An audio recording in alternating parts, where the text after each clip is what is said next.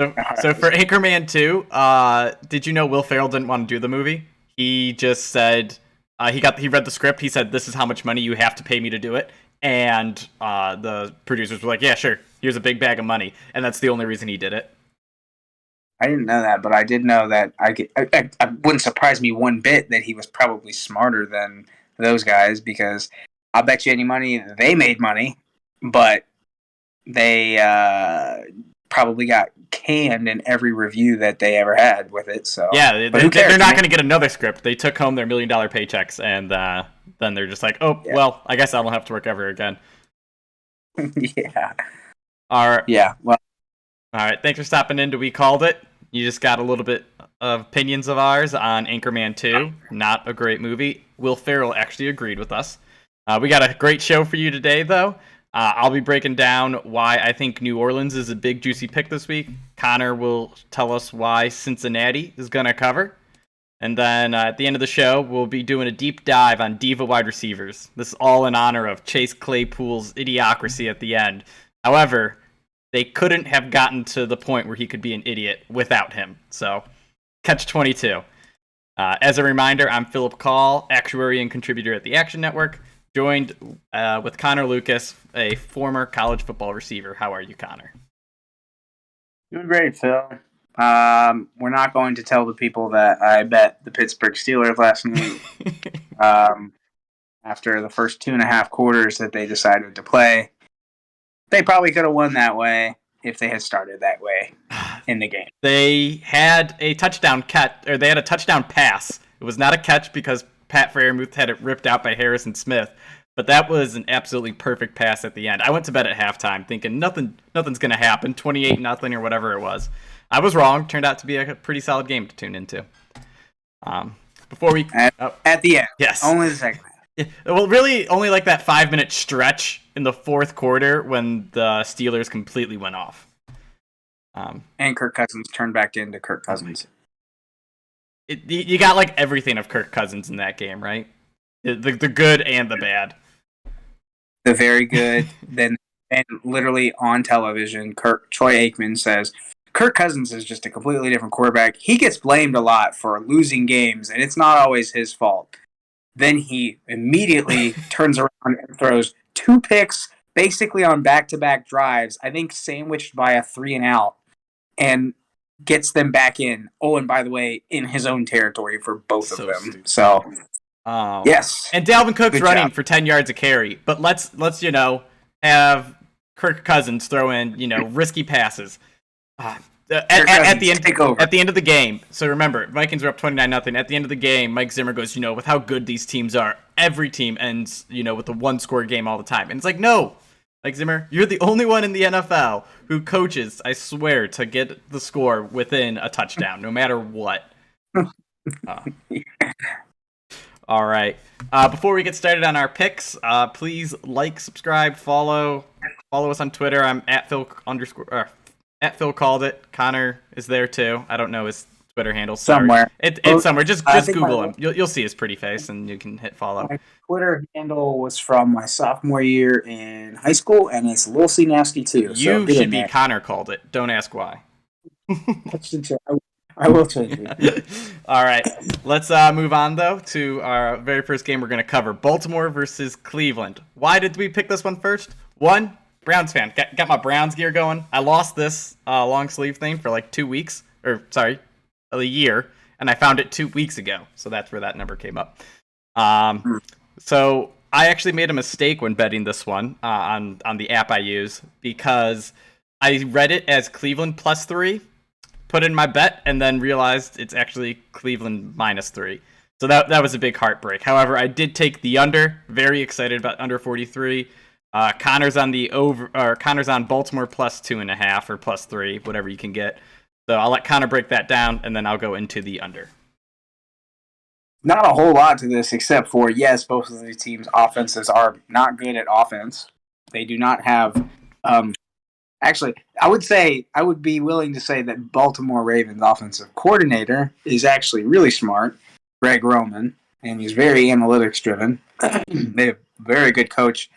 The Ravens have a very good coach. Wait. they're analytics driven, so that makes them predictable, according to Mike Tomlin, who used a timeout when they did the very predictable thing. Doesn't make sense to me. Why would you call timeout if you knew it was going to happen? Continue. Yeah. Well, it's only useful when you use it in only the certain ways that helps you. It's perfect when I'm right. Not right. I just watching the full game and watching the most asinine, crazy interceptions that Lamar had in those games, which four interceptions means 4 opportunities lost to score. And I think 3 of them were, truthfully, like mind-boggling, throw it to nobody, or what were you thinking type interceptions. Those are things that I think you can coach out of someone. It's a different if it's like, Matt Stafford or Kirk Cousins or somebody who just consistently reads defenses poorly or something like that. Lamar can read defenses for the most part, can't pick up or change. He can't change his line shifts, and he can't scheme for blitzes, so he has trouble shifting his line. So he needs a good center to cover the blocking schemes. But he seems to be able to read a defense. Now, he has very simple route tree for his wide receivers. They are not doing very crazy long 5-step, 7-step drops with him. It is first read, second read, run. So I think he can do that. He just truly was doing first read, second read, throw it to the other team against Cleveland the last time they played. I think if you take even one of those possessions and give it back, Baltimore wins it very easily, in that they don't give it to Baker, who had himself a day too. That game too. He said, "Watch this, or hold my beer, Lamar. I'm gonna go. You screwed up, so I'm gonna make it worse." They make me a little bit nervous with how many times can you hold Cleveland to under like 30 rushing yards. I have a tough time believing that they can do that again, but I'm also not all that afraid of Donovan Peoples-Jones, even if Marlon Humphrey is out. So, yes, I think the under would be a good bet here. I just don't know if there's going to be they're kind of like the offense for the Ravens is kind of like the Chiefs, or kind of like the Bills, where they could just throw up some goose eggs, and I mean goose eggs on offense, and then they could explode for 50, and you're like, which one is that?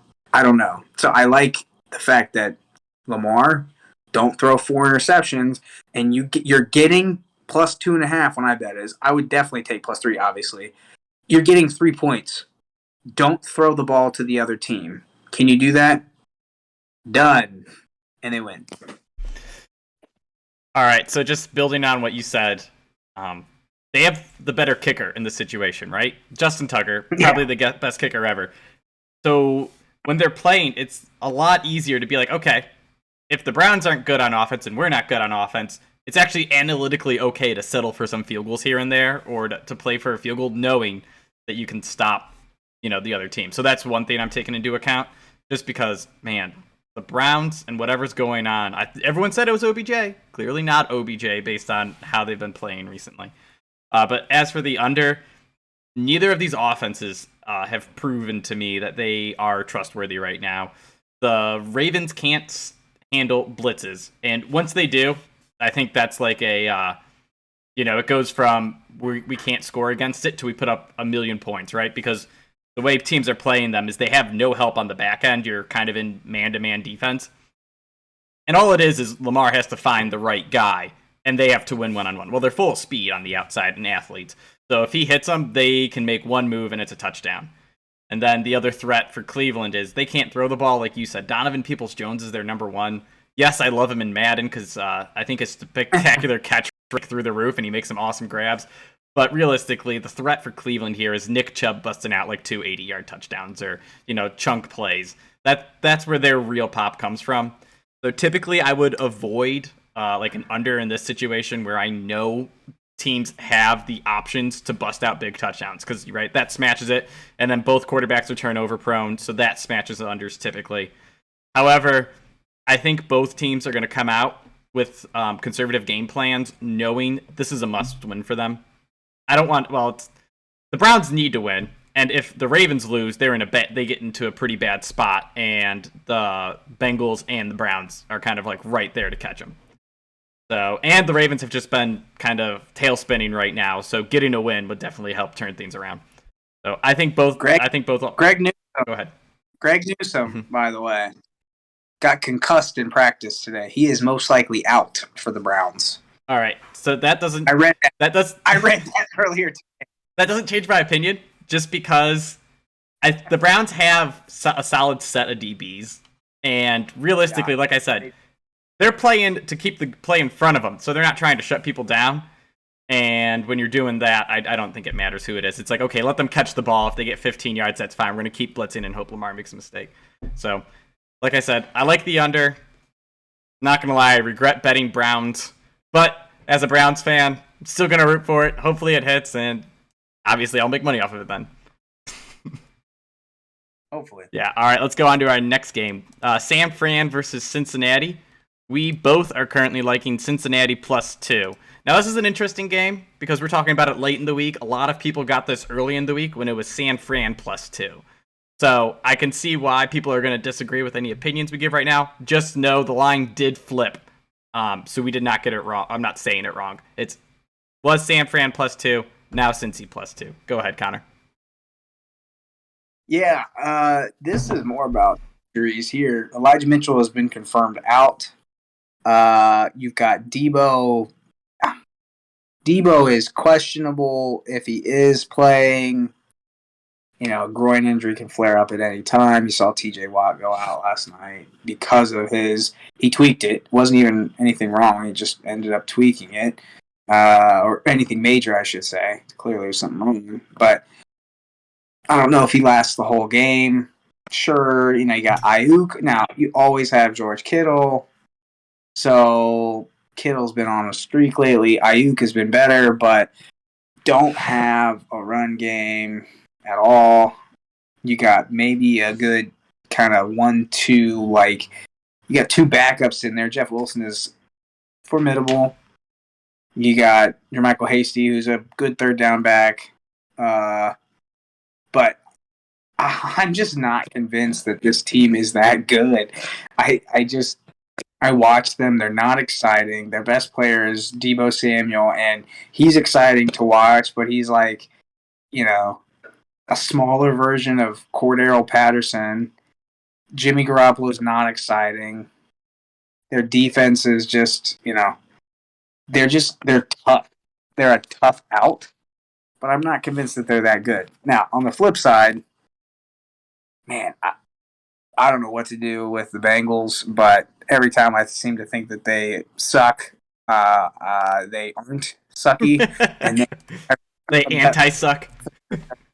Yeah, I think that they are good, and then they lose to the Jets. I think that was the last time that I've bet the Bengals. I bet them, and I took them for the spread, and then they got beat by the Jets. No, you had the over. You were lucky. You were thinking about the spread. Don't worry. So you won that one.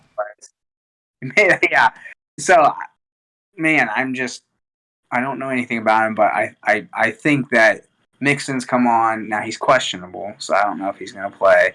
But I just maybe it's more of me liking Joe Burrow and me. And they seem to rebound. I don't know what it is. Maybe it's completely not incorrect, but I feel like after they get smacked, they come back and win. I'd like to see their comebacks after, games. I'd be curious to know that. But I don't know. But yes, +2, I'm taking it. And I just don't think that 49ers are that good. Yeah, I'm in the same boat. Like you said, the 49ers right now, so what are they playing? Their third and fourth string running back, something like that? I'm not buying that anyone can fill in for the 49ers. I think Jeff Wilson will likely have a good game. JaMychal Hasty probably contribute a little. But, they had Eli Mitchell. They're down from Raheem Mostert, Eli Mitchell, Trey Sermon, and Deebo Samuel. They were running Deebo Samuel ahead of these other guys because they know they need running backs and they need some guys with some pop. And Jeff Wilson and JaMychal Hasty just don't provide it. And I think this team's similar to the Browns in that, Jimmy Garoppolo, you said he's not great. They lack receiving options, especially outside of Deebo Samuel. So now Brandon Ayuk can get extra attention. So can George Kittle. I mean, even last week, George Kittle went off for 180 yards and 2 touchdowns, and the Seahawks still won the game. So I don't know. I'm with you in that I think San Fran is just they're a middle of the pack team, and they're a tough out, like you said. Also, Cincinnati finally has T. Higgins coming on, so now you have T. Higgins and Jamar Chase teams need to worry about. San Francisco does not have good DBs. I think Josh Norman is their number 2, and he is graded like 110 out of 111 by PFF. So he is not good. He got paid. That was highway robbery. He got paid like no other. Who did he get paid for shutting down? But it wasn't Julio. I can't remember who it was. It had to be like Dez. I think it was like Dez Bryant, or I don't know who else was in that division. But it was when he was with the Panthers or whatever. Yeah. Oh, so that's it. Mike Evans. He actually had like a really good year against Mike Evans and Michael Thomas. Not Julio, because Julio burned him a couple times. But yeah, they're like, oh, here's all your money. Come to guard Dez and whoever else was in the NFC East at the time. Oh, OBJ. And completely got torched by them. So torched. Yep. So, all right. So we liking the Bengals +2. Mostly disliking the San Fran, though. Or the 49ers. All right, let's go on to Seattle versus Houston. This is a game I'm writing on. I'm taking Seattle -8.5. I might also be interested in the under after digging more into it. So, I know Seattle has looked awful besides last week, and even last week they didn't look good if you really dig into the numbers. Their offense didn't play any better than it had the previous 3 weeks with Russell Wilson back. The big game-swinging plays where they had a 73-yard fake punt, go for a touchdown, they forced 3 turnovers. But this is just 100% against Houston. Side note. Yeah. This is why I hate San Fran, because I bet them last week. Expecting to happen, and they gave up. Literally, all they had to do to cover was not give up that game-changing punt fake, and then that ruined everything. Yep. Truly, changed everything after that. They were gonna blow them out. But anyways, continue. Yeah, completely, just like a fake punt, and then 3 turnovers too, and they weren't. Oh, and a safety. Like, they did everything they could to let Seattle come back in that game. However, I know I'm dogging on Seattle right now, but Houston is that bad. And Dr. Davis is playing the rest of the year. And that is part of my motivation for taking this pick. Davis Mills has scored over 10 points once, and that was against the Patriots. Somehow against the Patriots' vaunted defense. But then he didn't score for like the half, for what, since the first drive of the third quarter and on. And he let the Patriots kick field goals and come back in the game. It's not going to be pretty. Seattle, they're actually the most interesting team I've ever dug into, because they are second worst in yards allowed, but 6th best in points allowed.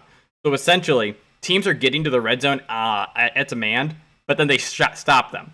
Well, put in a terrible offense, and they should likely just be able to stop them from the get-go. Davis Mills will toss them a couple passes, and fingers crossed, I think Seattle's offense finally looks average now. I'm not going to say good, because I don't think Russell Wilson's hand is good enough.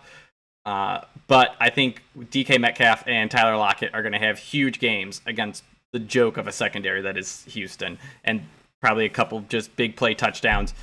They're going to have a lot of opportunities, like I said, because Seattle's defense should stop what offense Houston does not have. Houston just cut Zach Cunningham. They paid him $58 million and then cut him this week. Mostly because he's a 4-year, $58 million guy, linebacker. The old regime gave it to him. Bill O'Brien. 4 years, $58 million. Was a bad locker room fit for David Coley or whatever his name is. Cut him. $58 million down the drain. He got picked up by the Titans, by the way. Yeah. Did you see Mike Vrabel's response when asked about Zach Cunningham? No. Stop asking me about Zach Cunningham. He's like, I'll have more for you in like 3 weeks or something. Just because he's like, I have nothing to give people right now. And I'm sure it was just like a bunch of journalists looking for quotes on the new edition. And he's like, dude, I got nothing. Yeah. That sucks. Sorry. So, Yeah. But anyways, just bet against Davis Mills and you're going to make money because he's that bad. Yep. All right. Let's go on to your next pick of the week. We're going to head over to the Rams versus Arizona. You're taking the total at over 51.5. I was close to taking the spread in this because it's under a field goal and the Rams suck. But you go tell us about the over first. Listen, I think, what is this, the third or fourth game now that the Rams have had OBJ in their system. Look at it. He all of a sudden can produce again. Now, can he produce at the level and not be a cancer in the locker room? Probably not. But he can at least produce on the field. I just think it starts to click here. You get most likely Daryl Henderson back. Sony Michel looked good last week. For the love of God, Jacksonville is a joke of a football team. They're about there with Houston, so I don't really care much for the game that people want to make. People are like, oh, Sony Michel, he's a killer. He's great. He had 120 yards last week and a touchdown. Daryl Henderson needs to go sit the bench. Okay, you play Jacksonville. Okay, sure, you might get some momentum, but that's great to have two good backs. Fine. I just think McVay should show out this week. This is more hopeful, I guess, than anything. Hey, you got all this money. You're the most famous team in the NFL besides the Dallas Cowboys. You've got all-stars everywhere, offense and defense. You've got a great matchup between Ramsey and Hopkins. And guess what? Kyler Murray's an MVP candidate. So he's almost at full strength. They get Chase Edmonds back. This is more about everyone getting back and coming to the table. And as great a defenses as they both have, everyone's healthy. Everyone should be playing this week. You should be able to put up points. 25 and 25, what is that? 25 and 26? 26-26? Yeah. I think both of these teams should put up more than that. I think this game goes I think this looks like the Cardinals, Green Bay, or no, it was the Green Bay Rams game, 36-28, something like that. Yeah, I completely agree. Just the way Matt Stafford is playing, you gotta expect a turnover, and not just a turnover then the other team has to march on the field. A turnover in his red zone, so that the other team gets an easy layup for points. He's done multiple times. The only time he didn't do it, in the past 4 weeks, is against Jacksonville. And come on, it's Jacksonville. Of course, they were gonna look great once again. I don't have too much more on that one. It's just hard for me to say if the Rams are doing well. I don't know. Over. It's just 52 points is a lot for teams that I think would prefer to run the ball, but at the same time, they're going to give up big plays and are big play prone. So I'm staying away. But listen to Connor. He knows what he's talking about. I disagree with that. You say prefer to run the ball. Cliff Kingsbury, when has he ever preferred to run the football? James Conner's getting 50 touches a game, man. He's not getting, because Chase Edmonds was out too. One, Kyler Murray was out for half of those games, and two, don't say that he gets them from pass, get to the 8, give it to James Conner. Oh, and by the way, you don't get it on the first 2, which you might get it on the first 2 trying from the 8. Let's pass it again. Kyler Murray is or read option. Kyler Murray, walk it in. Last week against the Bears, they had 120 passing yards and 137 rush yards. Now, don't tell me anything about how bad the weather was, because that doesn't matter at all. You played the Bears. They were up by 100 from kickoff. All right. Let's go on to my next picks then. This one, I'm not going to lie. This is more of a gut kind of thing. And it's Washington plus 4.5. I know what you're thinking. Dallas is a much better football team than Washington. Dallas is getting back their defensive front. And, by the way, Micah Parsons might be one of the best pass rushers in the NFL as long as they keep him at the position now that Randy Gregory and DeMarcus Lawrence are back. But Taylor Heineke, You talked him up week after week. And man, it's like one of your kids growing up and being a doctor. That's what that is. That's what I called it from the beginning. I called him Fitzmagic 2.0, and Yeah. I liked him a lot. But man, what he's doing with Washington right now, if he can pull off the great comeback and reclaim the NFC East, I'll be so happy. The defense is actually starting to look legit, and more importantly, their offense just can eat a whole quarter without a problem with one drive. And I think that crushes explosive offenses like Dallas. I don't think Washington will try to get into a shootout. I think they're willing to say, okay, Dallas went down, scored in the first 5 minutes of the game. That's cool. We'll take an 8-minute drive and we'll score right back. We'll even take a field goal. Just let them kind of sit on the sidelines, cramp up, get in their heads, kind of things like that. So I'm just finding it really hard to trust Dallas at this point after the ups and downs we've seen. And Washington's at home. It's a rivalry game. Washington always plays Dallas well. Just ask Skip Bayless, who was like, "Oh, this game should be a pick'em," even though that is a complete lie. If it was a pick'em, I'd pick Dallas 100%. I don't know. Like I said, Washington is hitting their stride. I think Dallas is currently turbulent, so I'm sticking with Washington. Taylor Heineke, don't fail me. I don't know if I have stones to actually pick this one with Washington, but I just feel like it's the perfect storm. I said that what did I say about that last week? Oh, I said that about the Giants last week when they got that cloud lifted from them and they bombed. So I can't go with my gut this week twice in a row. If I was going to go with my gut, I probably would take Washington.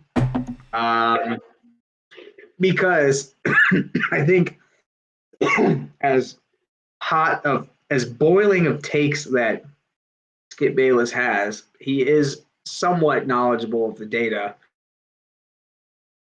If you just ignore his opinions on the Cowboys and focus on his game analysis of what they do, it's pretty accurate because he's watched sports for 60 years. He watches the details. However, the second you get to who's going to win or what's going to happen and give him projecting, then you just throw it out the window. Yeah.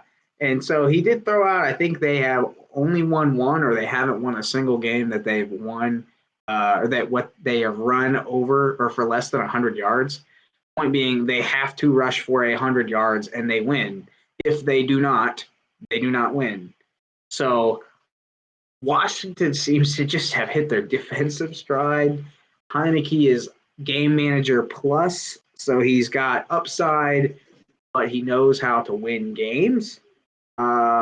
Gibson's coming on, and like I said, the stat that says they got to rush for 100 yards and they win. Pollard's banged up, Zeke's banged up. Dak wants to throw the ball 40 times a game.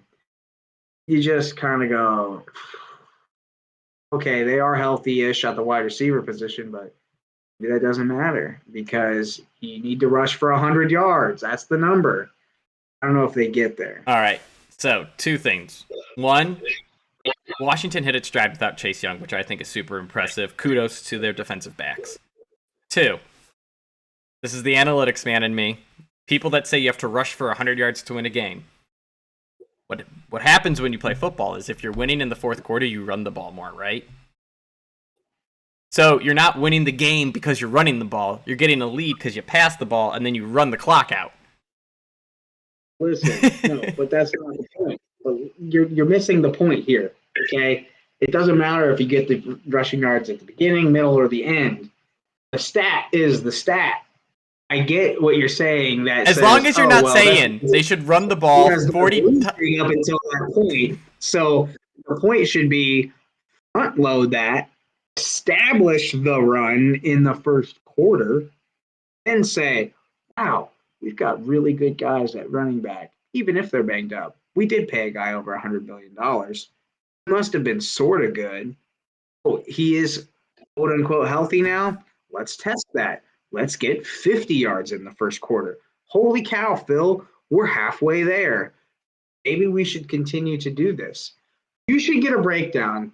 You should be tasked with getting a breakdown of rushing yards by quarter, and see if your little stat stands to It that. does. See if All right. So listen right here. All right. What is going to get you? All right. What? Specific to the Dallas Cowboys. Oh, to the Cowboys. Okay, it's not specific to the Cowboys. I will get that. But real quick, just high level. Teams that are losing throw the ball to score points, right? Yes, unless you're all of a sudden the Cleveland Browns. That's true. Oh my gosh, they should run the ball for like on their game-winning drives. Like, oh, 2 minutes left. Let's run the clock, run the line, run it. Oh man. It's down by 15. Why are you running it? Because Stefanski says I need play action. But anyways, the whole point is throwing is just, it gets you more yards, it gets you closer to scoring, and you have the higher potential for a 70 or 80 yard touchdown, kind of a big play.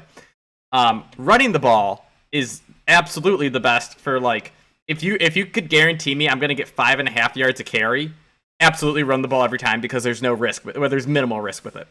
So it's the risk reward trade-off. If you want the reward, you pass. If you want the risk, you run. Or sorry, if you want the risk and the reward, you throw the ball. If you want the safe play, you run it.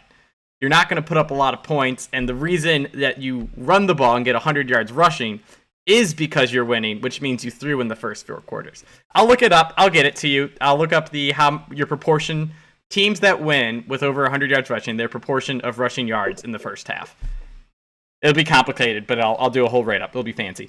Okay, just FYI, it's going to be chicken or egg because it's going to be either you are winning because you established the run, took off clock, and scored points while running the ball or running play action on it. There are teams that can do that, for the record, and I'm not just like Browns, San Fran, Cowboys are a team that can play that way. I just think they're better to score early. Completely side tirade. We'll do that. We'll do that tirade later again too when we go on to Diva wide receivers. Let's go back to actual sports lines. Detroit versus Denver. You got the under at 42.5. Denver's favored by 10. Huge spread here. Not picking that. Not touching that. Watched Denver play. Who did they play last week? Oh, who was it? It was an ugly game for them. Who did they play last week? Kansas City. Monday night or Sunday Night Football. Oh, yeah. Ugly game. Really ugly game. Defense is good. Detroit offense, bad. Also, best player on Detroit's team. Best two on their offense. Hawkinson's out. DeAndre Swift's out. Now Jamal Williams is out. Here's your 1, 2, and your 3. All out. COVID, hand, and shoulder. Done. All of them. So you have nothing on offense. You have a good defense, and Teddy Bridgewater looked like completely overwhelmed against a good defense last week. I mean, yeah, I'm not saying Detroit is a good defense. I'm saying Detroit's offense is so bad that I just think that the under here makes sense. Really bad offense, really bad defense, pretty good defense. Okay, that smells like under to me. There's not a whole lot of analysis here, except for that. I was going to say, analysis. Denver wins games by a lot of points. When Denver plays bad teams. They also like to run the ball. Their defense is good enough to shut out Detroit, and they're willing to win 17-0 because of it. Yep. Yeah, I like Denver's under too. I think when they were on their 3-game win streak to open the year against terrible teams, they hit the under every time because no one could score on them because the other teams suck. All right, let's go to, I think this is our last pick of the week, and then we'll just get into our interesting games. It's going to be me with New Orleans versus the Jets. I'm taking New Orleans minus 5.5 here. And this is because we saw the Jets at their absolute best last week for the first half. And then the Eagles came back and clobbered them. The Saints, I think, are going to come out, and I think they need a rebound win. They're 0-4 since losing Jameis, I think, which, by the way, should have been the MVP. Not going to say anything. But Taysom, I think Taysom Hill is good enough to win this game. You don't need to do anything. The reason why Taysom Hill struggled last week against the Cowboys was because he was forced to throw. He's obviously the third-string quarterback of the Saints for a reason. If you get him into a throwing situation, yes, he can run for 100 yards, But at some point, you need to throw it, and he can't do that well. However, against a team like the Jets, he will be able to just run the ball, and then hit him with like an easy play action or just, a simple read and things like that. And I don't think the Jets are going to force the issue and create a problem for him. And that's about it. And also, Zach Wilson is trash, and the Saints defense is, I think, a legitimately good defense with a lot of talent, and they're physical up front, so they should be able to get in the backfield and cause him problems. I don't know why I didn't bet this game. I'll probably end up betting the New Orleans +5 or -5.5 here. Also because they get Kamara back and they get both of their tackles back. Huge. Big game-changing thing. Nobody talks about that because we don't think about it when we're talking about that kind of stuff. But if you get – I don't even think Kamara was even limited the last couple of days in practice. Now, something to be wary of, Sean Payton said the reason that they held him out of last week's game not his knee, it was his hamstring. So he got his knee was hurt, but they said something about his hamstring tightening up during the week, and they were afraid that he either tweaked it or was going to re-pull it. That's a problem if you're an Alvin Kamara owner. But yeah, I think Ingram is out on the COVID list. So Tony Jones, Taysom Hill.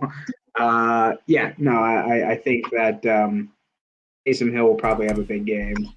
I'll probably end up betting this game. I'll probably end up taking New Orleans +5.5. Ingram is out. As long as Kamara's back, I'm happy with that pick. I did not know Ingram was out, so I am not Ingram's a good betting analyst. You just have to pay attention to whatever Kamara has. If he is really healthy, then fine. And also Taysom Hill, they can do the Jalen Hurts offense with that. Get the whole read option going. Taysom Hill supposedly hurt last week, not going to run about 16 carries, 106 yards. So if he's on the field, he's running. All right. He has his player faster for him too, and that's looking forever to come back. Yeah. All right, let's go on to our kind of best of the rest. We don't have picks here, but we do have interest and opinions on the game. Starting off with Raiders versus Kansas City. This line just blows my mind. It's -9.5 and the total's 48. And I just hate it because I think I'm with the Vegas bookmakers on this, where Kansas City, in my mind, is this dynamic offensive powerhouse. But they have not shown any capability of that since beating the Raiders. Like, that was the last time they did it. But even then, that was like an anomaly in this stretch they're having. And go look at it. That was the only game I bet Kansas City after they tore my heart out since week 3. Yep. The only game I bet Kansas City, and it was money. I just don't know. It was, and I didn't even bet them. I think I bet the over in that game. Yep. I don't even think I took and the points. Kansas City may have hit it by themselves with 41 points. Yeah. So part of me wants to go take that again, but you know what? I may end up betting this one too and taking the over again. It's hard to just do it twice though. But they've countered that by moving the total down. It was 52 or something like that when I bet them. It is down to 48 for this total. So they are hedging a little bit here. How many times though can a defense see an offense or an offense see a defense and do the exact same thing? Mahomes had 305 yards. He had 3 touchdowns or 2 touchdowns and no interceptions for the first. I think it was like one of his only 1 or 2 games this whole year, no picks. I don't know if they can do that again. They're healthy. It makes me think that they can, but just the eye test. If you just watch them, they just look so bad. Now, they're also playing the fact that Kansas City's defense is lights out right now. 3 or 4 weeks in a row, they are the reason that Kansas City is 8-4 right now. Period. I mean, obviously Mahomes has done nothing to help, but their defense is something like, they flashed it up on the screen last week, top 2 in total defense in pretty much all of the major categories for the last 3 or 4 weeks. Yes, The defense is ridiculous. So they've given up under 15 points in the last 4 straight games. And So that includes a game against the Cowboys and the Raiders, two respectable offenses. So that makes me go, the total seems kind of high now. So you got, it may be a complete reversal here, which also makes me, I'm not convicted either way. Makes me think maybe we should take the under here. I don't know. I have no idea. Yeah, so I was looking at the under like it's juicy, right?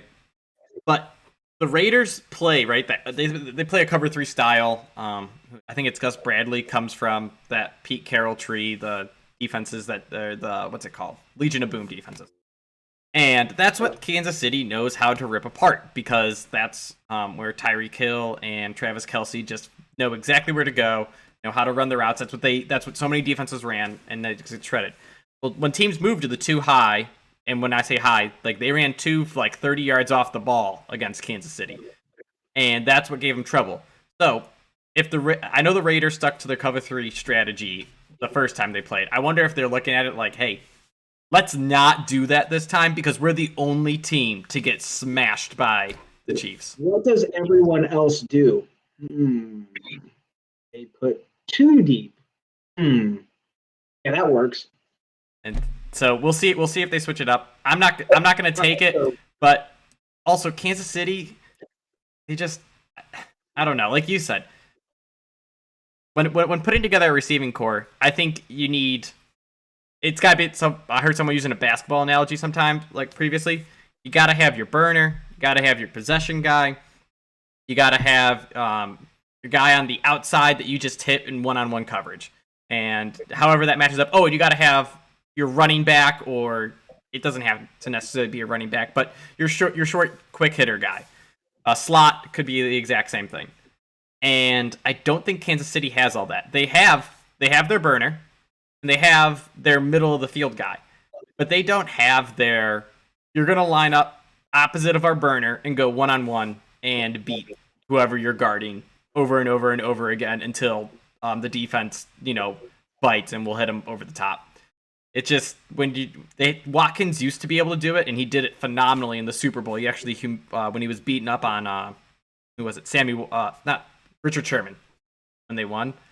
So yeah, I don't know. I'm just not buying either side, and I don't want to bet against Patrick Mahomes, essentially. So yeah, hard to do.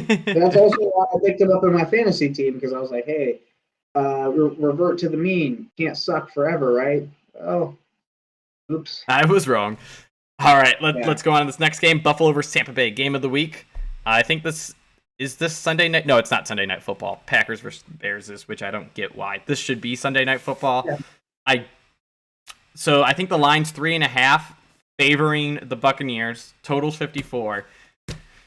Colin Cowherd put this on his Blazing 5 and took the Bills, and I laughed. I think Tampa Bay is going to just absolutely destroy the Bills. And I would like to say detailed analysis, and there is none. The Bucs are a better team than the Bills, and the Bills are not a good football team right now. That's the bottom line. Yeah, another thing that if you look at, you take out like super hot takes from Skip Bayless, and you take out his like crazy analogies or whatever it is, and Josh Allen's not good at football. He's good at football, dumbass. he is good at football, but he makes a good point. Like, there is zero reason why Belichick should have won that game. Everyone's talking about him like he's a genius. I kept thinking to myself, holy cow, he keeps giving it back to Josh Allen with a short field, and Josh Allen, literally all he has to do is hit 1 or 2 guys.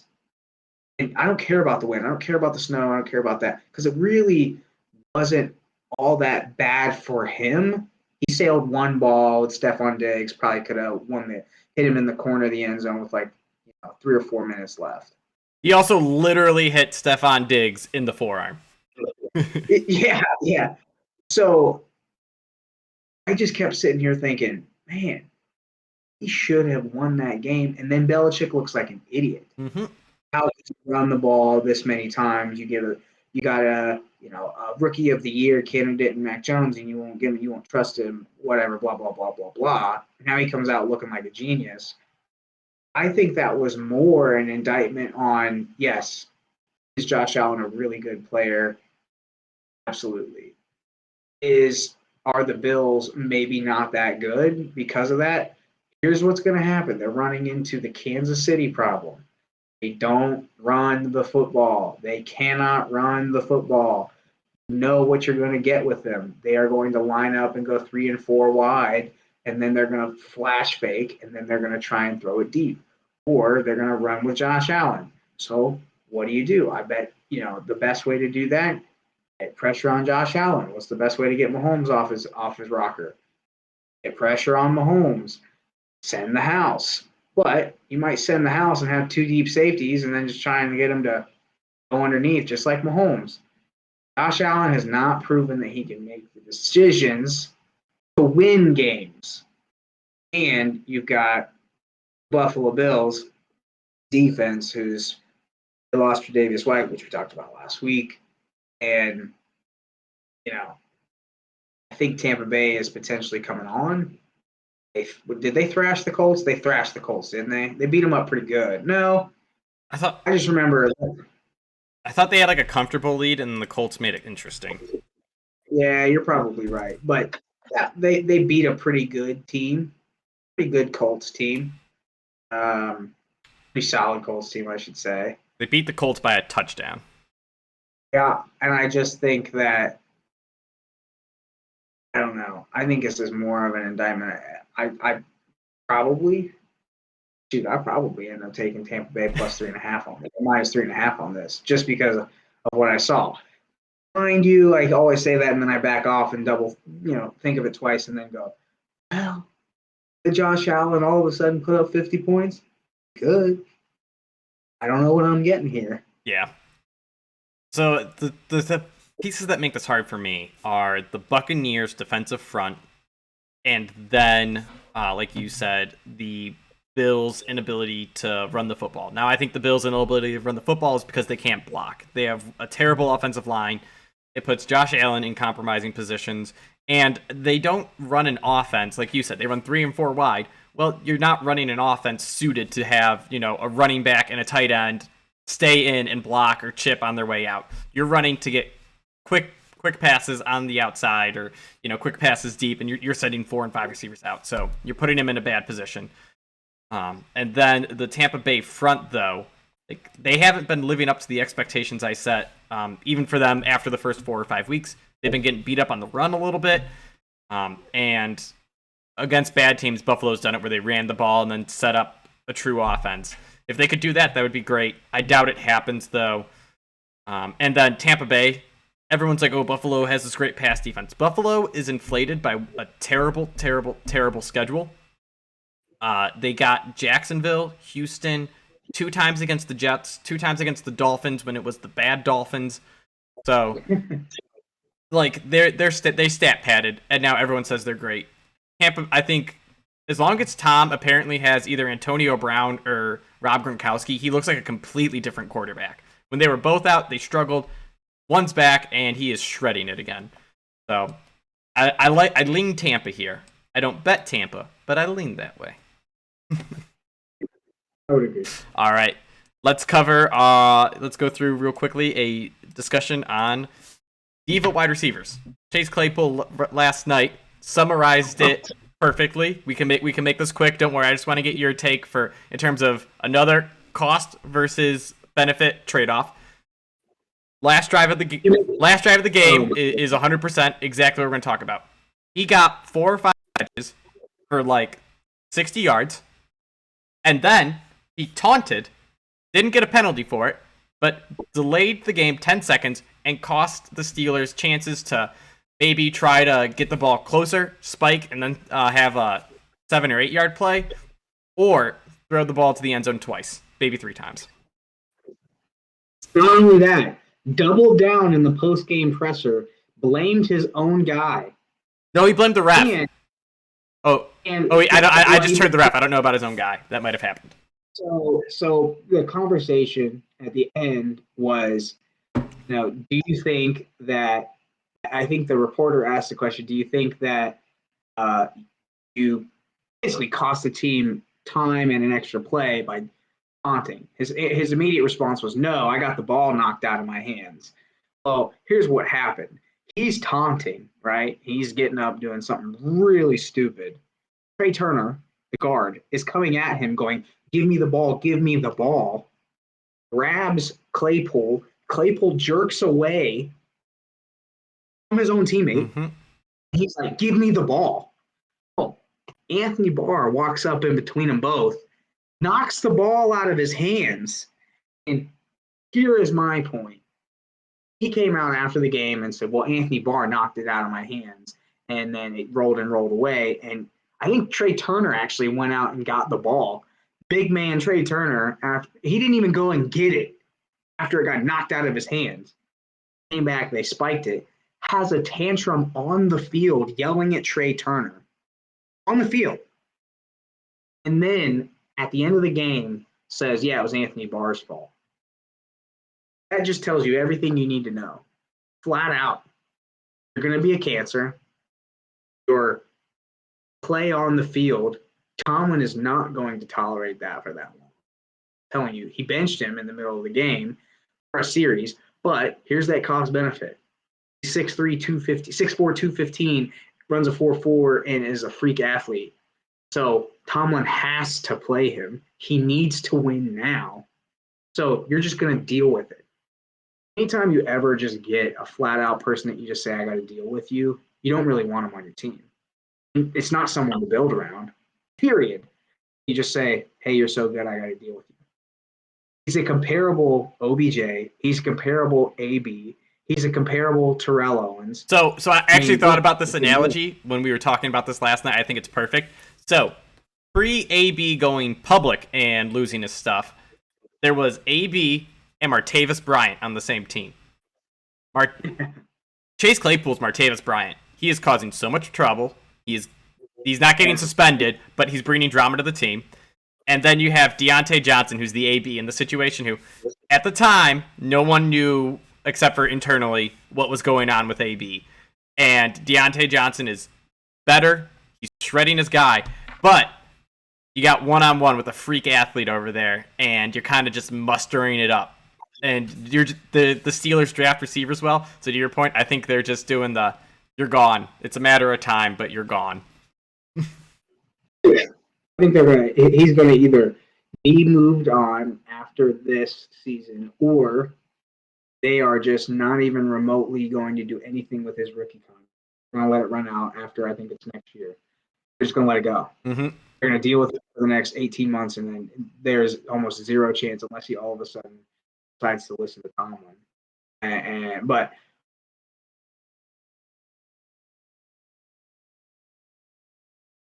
I think I lost you, Connor. Can you hear me? yeah, I got Okay, you. good. Go ahead. Sorry. Came back. Yeah, all of those guys are. Anytime somebody makes an excuse to say, "Yeah, but he's so good," but I don't want you on my team. I'm just shocked. I mean, Ben Roethlisberger was visibly shaking his head, like coming off to the sidelines. At the end of the game, Le'Veon Bell cratered his entire career doing this. Mm-hmm. Period, flat out. And Claypool did not learn anything. Why? Claypool is, he's grown up with technology. He's grown up in the TikTok, and he's grown up in the Twitter. Connor going straight boomer at 28, 29 years old. He didn't learn it, right? He's grown up with it, so it's assimilated into him. Which, by the way, Juju has his own Twitch stream or something. Yeah, like Juju's one of the most famous influencers in the world because that's my point. Yeah. My point is these dudes aren't focused on football. You don't have to be. But don't sit here and say I'm going to build my team around you either. Yeah, so that was going to be my other question.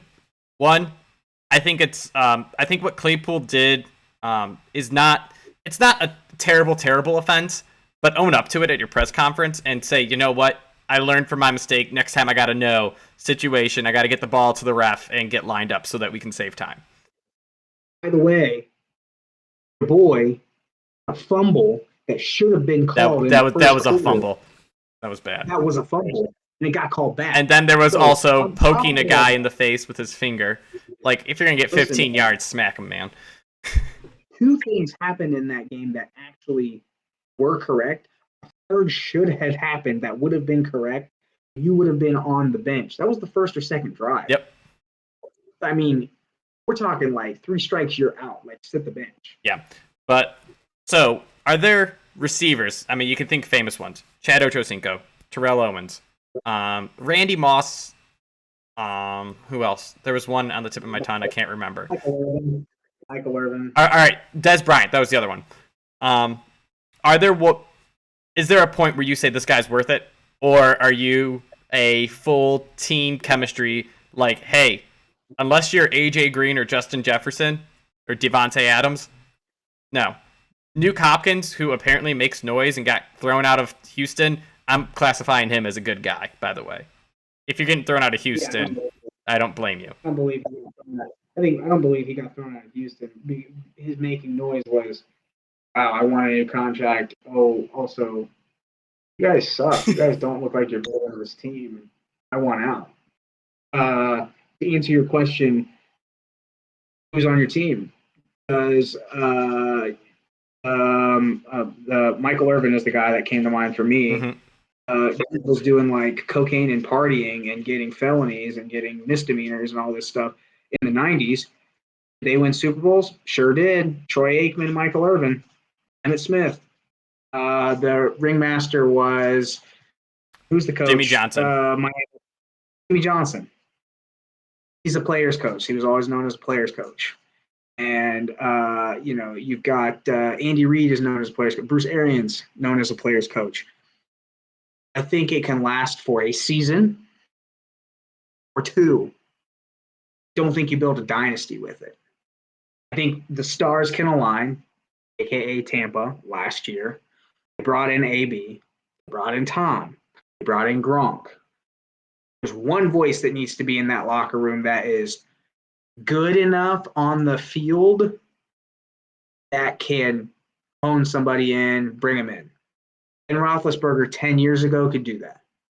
And Roethlisberger now can't do that. I think Ben Roethlisberger is arguably a diva at quarterback. Yeah, he walked off the field and started giving Tomlin lip last night. I agree to that to some extent, but here's what Ben also forgets. Ben, this offense is limited because of you, my friend. Period. Plain and simple. Yeah. Why? Because we act like we can throw the ball deep. We can't throw the ball deep. This isn't 3-step drop, 5-step drop, deep post, deep ends. Take time to develop routes 15, 20 yards, 30 yards, 40 yards down the field. This offense, your deep throws, you watch him do it all the time. Troy Aikman made this comment, which I completely disagreed with last night on the show. Yeah, they throw the ball deep downfield. They don't. Okay. Your deep downfield is a no flash fake, sitting in the shotgun, Chase Claypool, run a fade, Deontay Johnson, run a fade, and they did it multiple times, and it worked for them. But he's throwing the ball, and Chase Claypool was at yard 8, yard 9, yard 10, Deontay Johnson, yard 8, yard 9, yard 10, throwing a rainbow to have him catch it 30 yards down the field. Not throw it when he's 20 yards down the field, put it in the air for 60 yards. That to me is not a downfield pass. Well, it's also, there's no break to it, right? What you're doing is not, I'm letting my I have a route set up, or I have route set up to play off each other, and the look is going to be, I'm going to check here. If that's not open, then my deep guy should be my go-to. Well, it is just go. Yeah, that is the route. It's like hike. I caught the ball. It's out of my hands. You're not actually running deep schemes. So, point being, Ben forgets that this offense is built around him, which is let's run the ball as much as we can, bring up people to load the box where I can get a 10 to 15 yard dig or a short play. They tried to run 4 screens last night. I know because I got DJ on my fantasy team, and they tried to throw it to him, and they literally just didn't rush, sat there, and just knocked him down. Because you know that you can't throw the ball deep. You can't throw the ball past 10 yards. Also, you couldn't read a blitz last night. Their offensive linemen could not pick up a blitz to save their life in the first half. 5 sacks in the first half. Long story short, depends on how your team is made up. Do you have one guy in the locker room that everyone says, all right, it may not be your coach. It may be a player like a Tom Brady or a Troy Aikman that just says, hey, when he speaks, you listen. And then do they respect him enough for that? Jimmy Johnson let Troy Aikman kind of do his thing and keep Michael Irvin in line. Andy Reid sort of put together a flashy sort of offense, but as you can tell, it hasn't worked for, haven't gotten to the Super Bowl the last, 3 years. They haven't won a Super Bowl in the last 3 years. Tampa Bay did it because Arian said, let me be the ringleader. Take all the misfits, give them to me. Tom, keep them in line. If you don't have that, it is a cancer. Baker Mayfield, OBJ, you're in trouble, buddy. If your disciplinarian is your coach, or if it's a coach, it's got to be one of those guys like a Tom. Yeah, that's what I was gonna say. Vrabel. Tom will get rid of it. Yeah, Vrabel. He'll just not deal with it because he'll find somebody else because he's a good coach. Mm-hmm. If your style is keep everybody having fun and doing all this stuff, somebody has to be the adult. Well, Stefanski doesn't strike me as any of those things. Stefanski just seems like almost like a quiet kind of. He doesn't seem like a player's coach. He just seems kind of quiet, kind of a smart guy. I would say Stefanski is the guy that I would put in the Kyle Shanahan group, as he's one of the best offensive coordinators in the world, but you can't pay an offensive coordinator as much as he deserves. Yeah, you just kind of just say, okay, he's a coordinator. He's not a coach. Yeah. And then you got a Baker who tries to be that disciplinarian, but the problem is you got to have the rubber meet the road. I would say you can't have the pot calling the kettle black when you're acting up, and then you have Baker Mayfield who's gonna run down the field and taunt a little, get into it. No, nothing wrong with that, but he can't be the no messing around, guys. Let's try hard now. Yeah, you can't be the no messing around guys and then not perform. Yeah, that's true. Wow, you have to be able to perform. Then that gives you a little bit of equity. Here's the thing: Claypool has performed well. He's underperformed this year. He's been a good number 2 when he should be a 1B. Yeah, that's probably a good way to say it, but he just hasn't been able to do that because he's been disciplined. He's been an off-field problem. But there's no good answer for your question. It's just it depends on your makeup of your team. Well, if you put a Chase Claypool, I think the ultimate standard is on the Patriots. What happens? Does he buy in or does he flame out? Because you could have a Randy Moss, or you could have Antonio Brown. Yeah. What happens when he goes to the Patriots? Well, AB flamed out and couldn't figure out what he was doing off. Whatever. At all. Randy Moss bought in and they won a Super Bowl. I think the perfect summary for this, for your whole breakdown, was Eli Manning with OBJ early in his career. I know early in the career people aren't as dramatic, but OBJ had immediate success on Monday Night Football and instantly became a star. And Eli was with him for 2 more years, maybe 3. I can't remember. At least 2 more years. And it never got out of hand, and it was always successful. And then you could see OBJ going to places where quarterbacks aren't the dominant ones. Matt Stafford is not a dominant vocal leader. He's just a talented guy. And in the first game, like you saw, first pass to OBJ was the interception, right? Deep pass. And OBJ was on the sideline, I don't want to say it was giving him crap, but kind of talking to Stafford, and it seemed like he's telling Stafford how it should be done and not the other way around. When you don't have that kind of clout, you don't, like, no one goes up to Tom Brady, Peyton Manning, even Eli Manning, and goes, "Hey, I know you threw that ball, but it should have been like this, man." And it's like, no. This is my show. I'm throwing the ball here. You need to be there. Very rarely do you find what has to happen, which is called accountability. Anytime you hear OBJ, or I hear OBJ, or I hear Claypool, or I hear who's another diva wide receiver that's out there right now. I don't know. Insert anybody here that's like just completely vocal. AB is a good one. If you completely slough off your responsibility and take accountability for anything, I know you got a problem. But I truthfully, I mean, you have a problem at wide receiver. I know they're supposed to be that way. All wide receivers are divas, like whatever. But Duke Hopkins has never been that way. That's an anti. Like he's never been a guy that has come off the field and been like, yeah, it was totally Kyler's fault. Yeah, it was. He's had some bad QBs. I don't remember ever hearing him thrash anybody else. But your best, Mike Evans, Godwin, Cooper Kupp, Justin Jefferson, man. There was a play where I saw. I want to say against it was the 49ers. He ran he was supposed to be running a slant or something, and he just ran a hitch. And Cousins threw it inside. It almost got picked off. It didn't. But immediately he gets up and he goes, "That's my bad. I ran the wrong route." When you ask him after the game, he'll say, "I ran the wrong route." Yep. Changes tune. Oh, by the way, I thought you were going to ask me about Cooper Kupp's breakdown of his. If you saw his response after the game last week. No, I didn't. It's making the rounds on social media. I gotta see it. Yeah, you can ask me about it next week. But long story short, you remember Deshaun Watson breaking down a defense 2 years ago, and the reporter asked him a question.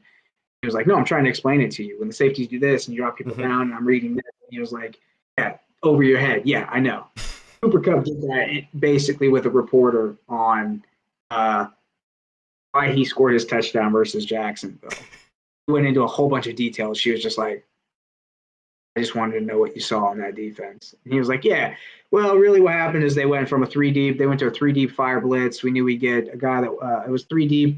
It wasn't a replace blitz, or it wasn't a replace rolled down by the safety.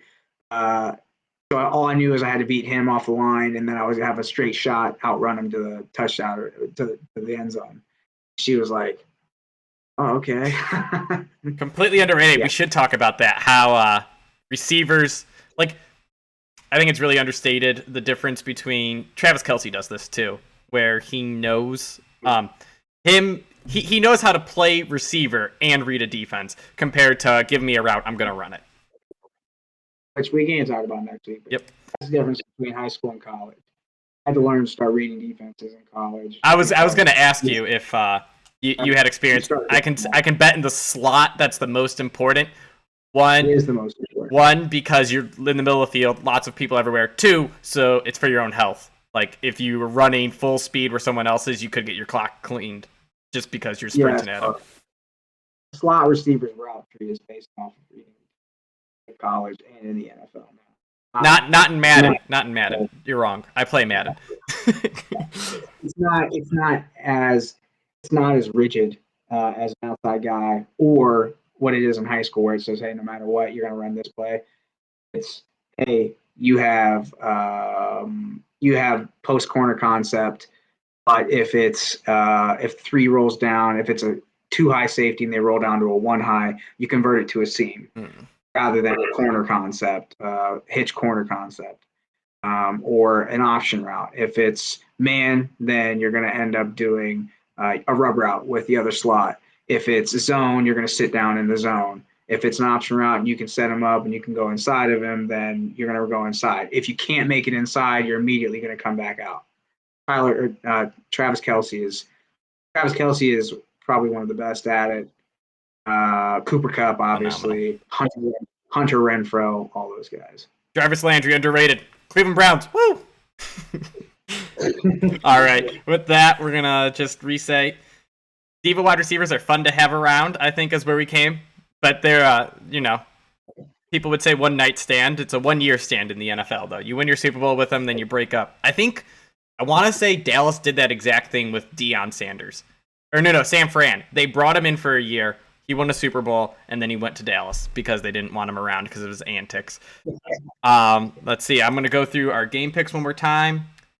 Quick summary: I have Cleveland -2.5 in the under at 43 in that game.